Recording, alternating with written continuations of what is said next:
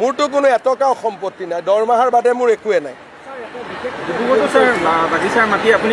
কোনো মাটিটো বাদেই দিয়ক, ডিব্ৰুগড়ত যেনে তেনে আহি পেলাই ওলাই যাব লাগে। হিমন্ত বিশ্ব শৰ্মা এটা বেলেগ ধৰণৰ মানুহ হয়, সম্পত্তি তম্পত্তিয়ে মোক একো কৰিব নোৱাৰে। খালি আপুনি এইবিলাক কথা কোৱাৰ আগতে আপোনাৰ মালিকক এই প্ৰশ্নকেইটা কৰিব।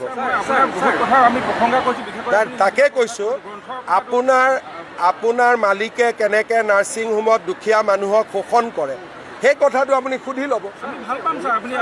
তাকে কৈছোঁ, মোৰ কাম নহয় এইটো। ৰাইজে, মই যেতিয়া ডিব্ৰুগড়ত আহোঁ তেতিয়া ৰাইজে মোক এটাই কথা কয় যে চাহেৱালাক কণ্ট্ৰল কৰিব লাগে।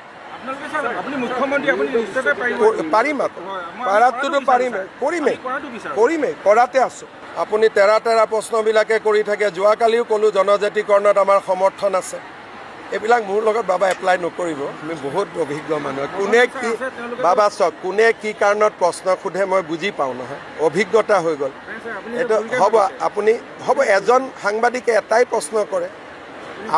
আপুনি যিটো কৰি আছে এইটো মোৰ লগত নোৱাৰিব।